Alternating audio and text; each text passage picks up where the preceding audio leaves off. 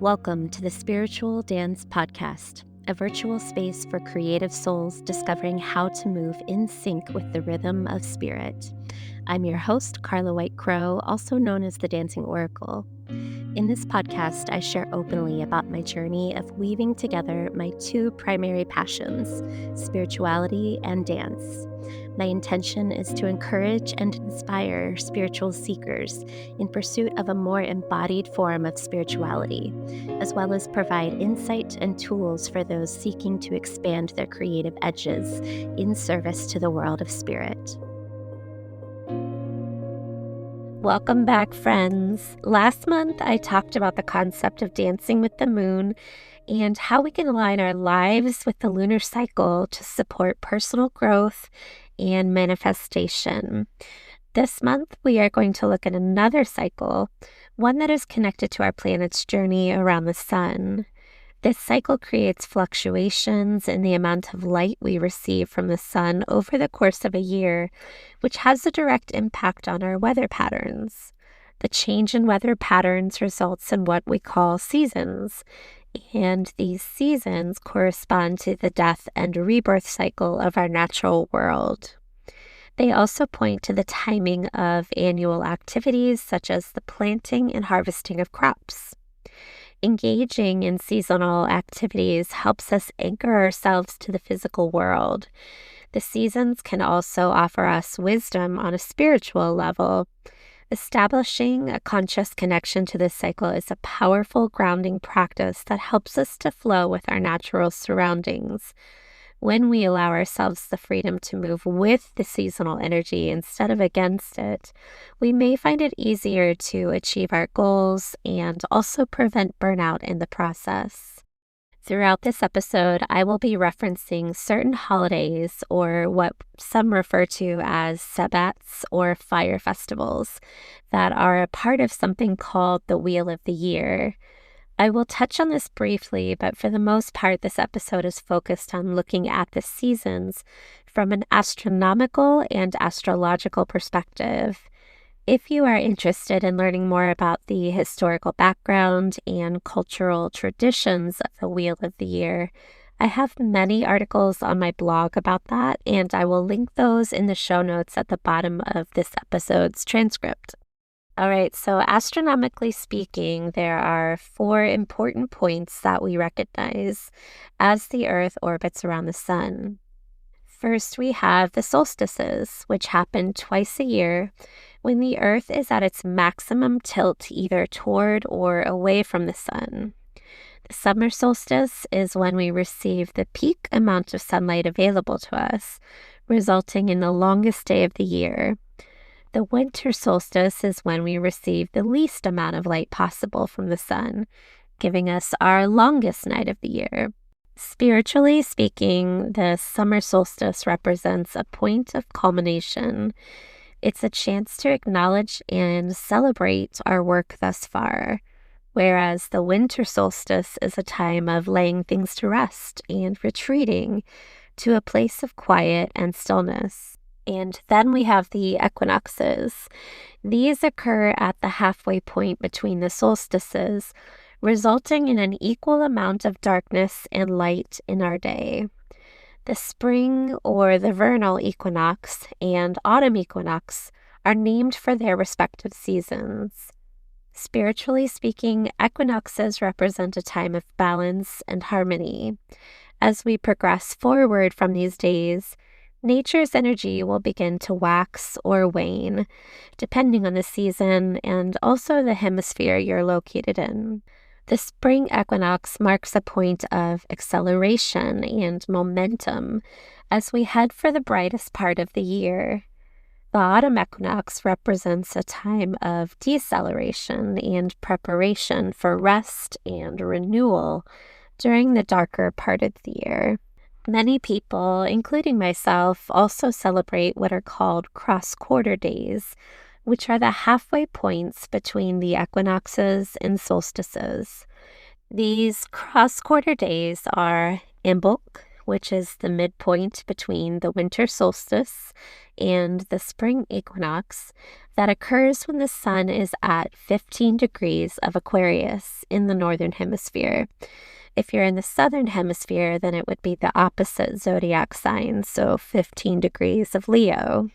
This seasonal shift calls us to awaken from our winter slumber and prepare for the coming spring. The Aquarian energy present in this moment inspires us to dream up a new vision and think logically about our plans for the months that lie ahead of us. It is a time of symbolically planting the seeds of our intentions and allowing them to begin receiving the energy of the sun. Beltane is the midpoint between the spring equinox and the summer solstice that occurs when the sun is at 15 degrees of Taurus. It is a kind of portal into the season of summer. Beltane represents a time of fertility and abundance when we are experiencing the peak of spring.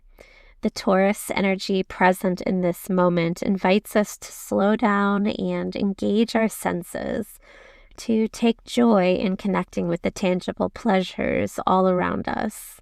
In this moment, the earth is showing off, as evidenced by all of the bright colors seen in the flowering plants and trees.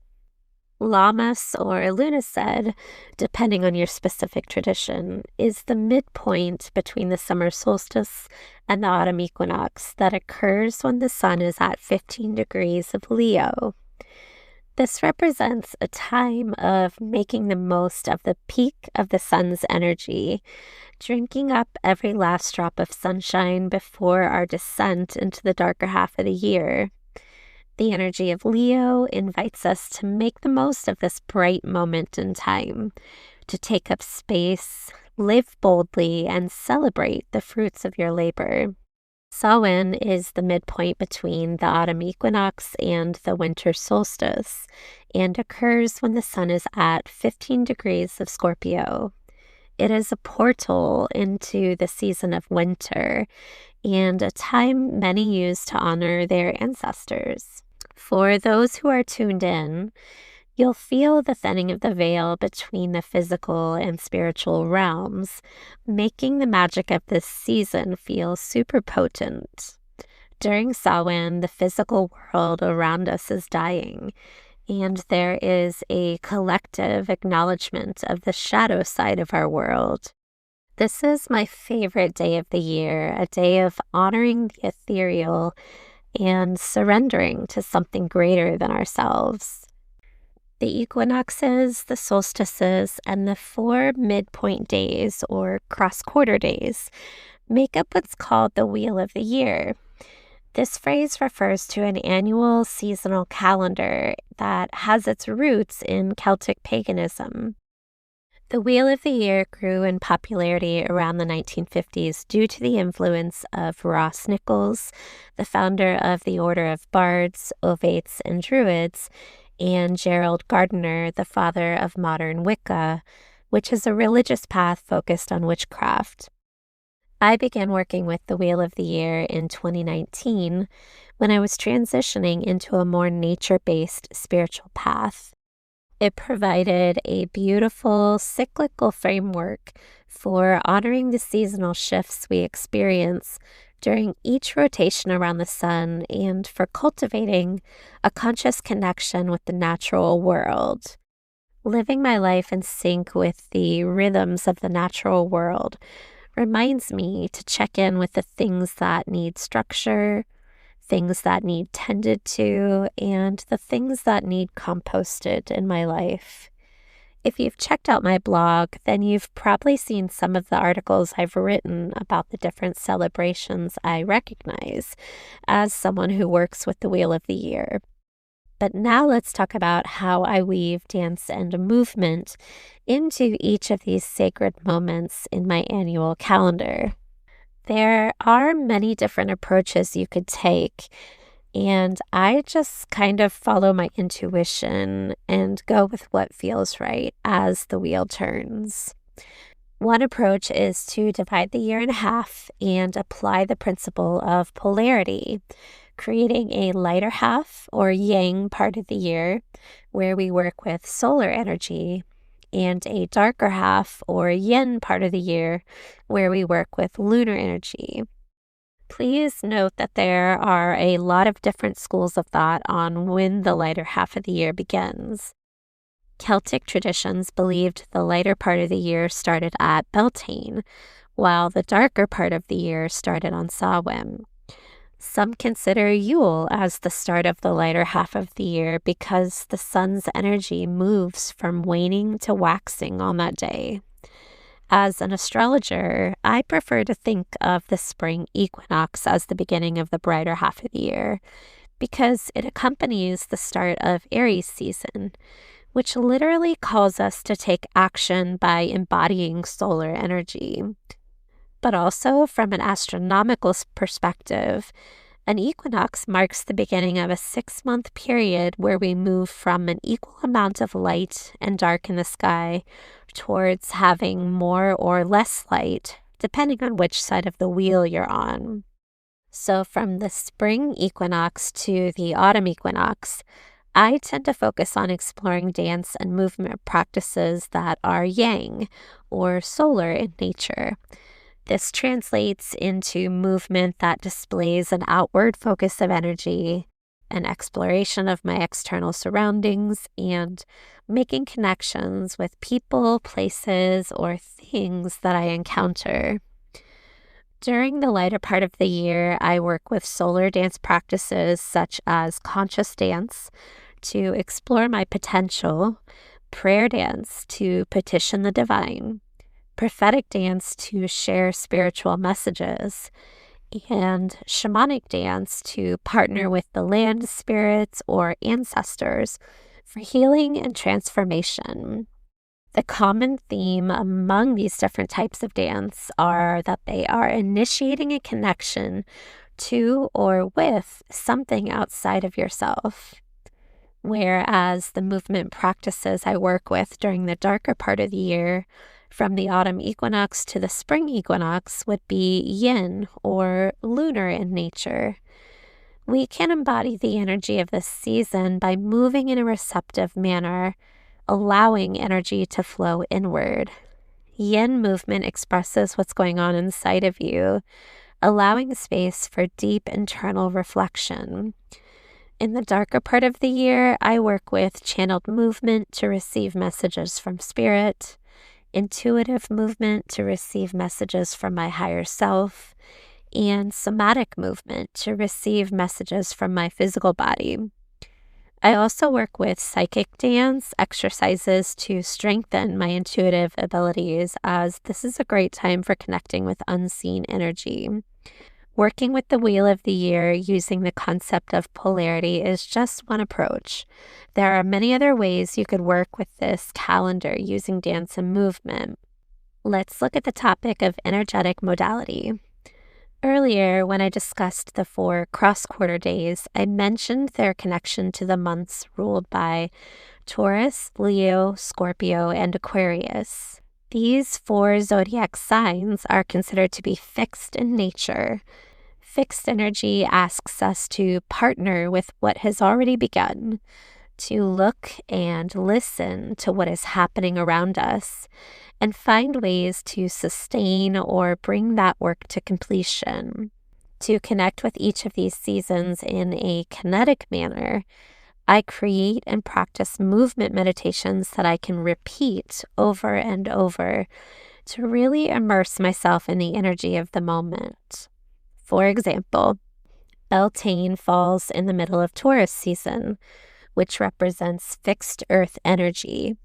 So my movement meditation for this season would be connected to the ground, slow, methodical, and sensual. Lunicid falls in the middle of Leo season, which represents fixed fire energy. So my movement meditation would be anchored, yet expansive, and contain movements that rise up and press outward with strength and passion. Samhain falls in the middle of Scorpio season, which represents fixed water energy. So my movement meditation would be focused on stirring and descending movements initiated by the hips. Imbolc falls in the middle of Aquarius season, which represents fixed air energy.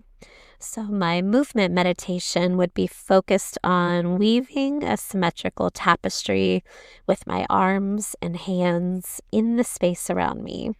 And by the way, if you want to understand how I came up with these kinetic correspondences, check out episode 9 titled Astrology for Dancers, or pick up a copy of my book on dance divination. During the cross quarters, I also meditate on my role in the larger scheme of things, as well as the wisdom being offered to us in the natural world during each of those times. If I can, I'll try to make a point to be present in my community or on the land I inhabit so I can see what's already happening and listen for ways I can contribute. In contrast, solstices and equinoxes invite us to take action in a specific area of our lives, to look at the direction our life is moving on a macro level and plan a course of action for moving forward. Each of those 4 main points on our annual solar calendar corresponds to a zodiac sign with a cardinal modality, which are Aries, Cancer, Libra, and Capricorn. The cardinal modality carries with it a burst of energy and represents an initiation. Cardinal signs inspire us to take action or begin something new. They also usher us into our 4 seasons of spring, summer, winter, and fall. The summer solstice, also known as midsummer or Letha, happens at 0 degrees of Cancer. Cancer is a cardinal water sign. This season supports our connection to nurture home and family. It is a time of abundance where we can give freely and celebrate with those we love. It's no coincidence that summer break is when kids are home from school for an extended amount of time. Cancer season is great for initiating activities that strengthen your bonds with your loved ones and the land you inhabit. To work with this energy in your dance practices, you could perform shapes and sequences that initiate a strong connection to your emotional nature, encircling that which you long to nurture and protect. This might include circular motions that draw well-defined boundaries, shielding movements that pull from the outside in, swirling energy within the chest, and nurturing touch. The autumn equinox, also known as Mabon, happens at 0 degrees of Libra. Libra is a cardinal air sign. This season brings a focus to our roles and relationships, but in the context of a seasonal calendar, Libra asks us to think about our relationship with the land we inhabit. Air energy helps us to identify and communicate about areas of imbalance and disharmony, so we can set things right. To work with this energy in your dance practices, you could experiment with assertive motions that are directional yet elegant, and explore shapes that embody both power and grace. On the autumn equinox, I make every effort to find a tree that is calling to me and mirror its energy in my physical body. To me, this type of active listening offers deep wisdom that I can dwell on throughout the darker half of the year. Of course, this could be done with any plant. I just happen to adore trees. The winter solstice happens at 0 degrees of Capricorn.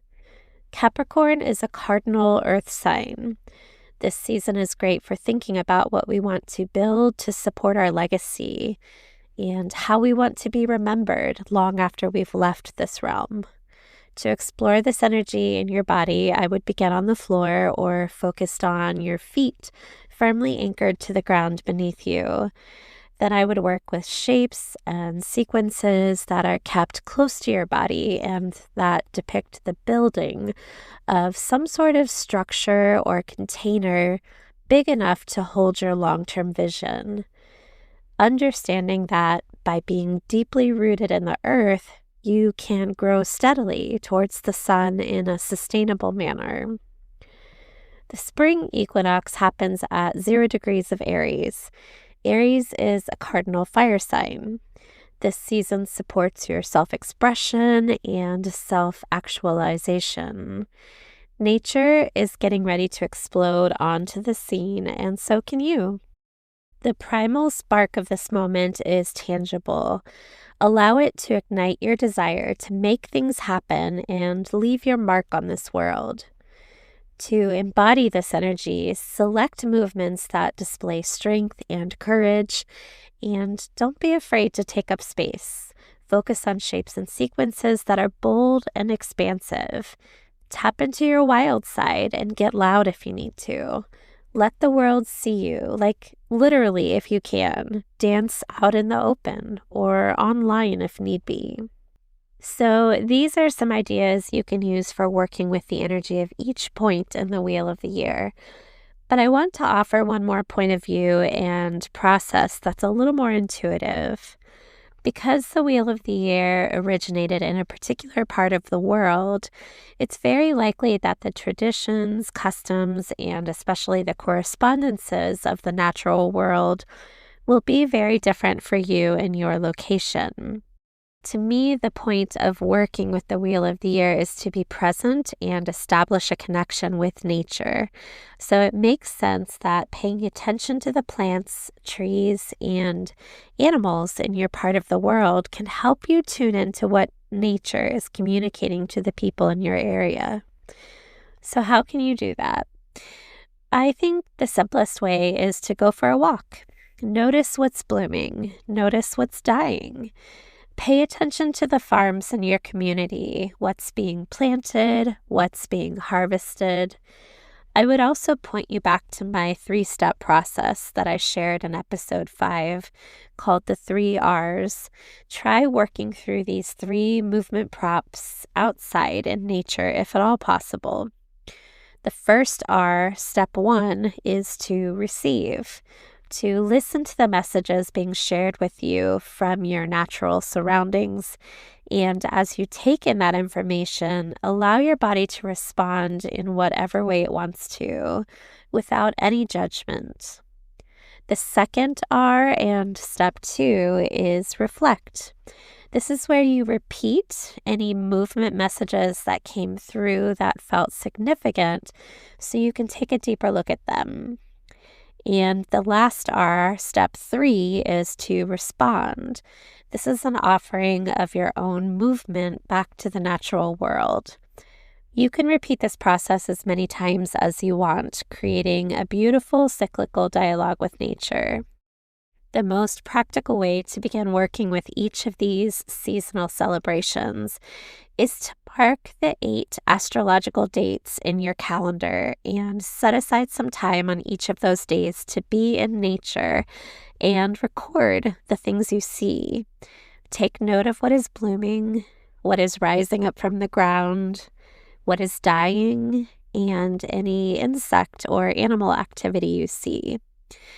You can look up these dates in any astrological calendar or astrology app. I'm a big fan of the Time Passages app. Or if you join my free Patreon community, I will share a link to a document I created that lists each of these dates for you. The next step I would recommend would be working with my 3R process that I just described. You can also learn more about that process by listening to episode 5 of my podcast titled Developing a Spiritual Dance Practice. And I also have a free PDF guide which breaks down the 3R process in detail. You can access that through my free Patreon community or by signing up for my monthly newsletter. And again, the links for those things are in the show notes. Also, on my YouTube channel, I have a few free movement meditations you can use for the winter and summer solstices. And if you are a part of my Dark Moon tier in the Lunar Rhythms dance community, I will be sharing in-depth movement meditations for the spring and autumn equinoxes. And that is everything I have for you all this month. I will catch you all in the next episode. Thank you for taking the time to listen to my podcast. If you enjoyed this episode, I would greatly appreciate a positive rating and review. This helps others find me so I can support and inspire as many humans as possible. If you would like to learn more about my work, please visit www.thedancingoracle.com. There you can book an intuitive reading or embodied coaching session and find out about my upcoming events. You can also join my Lunar Rhythms community on Patreon and sign up for my mailing list to be notified of my upcoming course on the topic of dance divination. Until next time, be well, friends, and I will catch you in the next episode.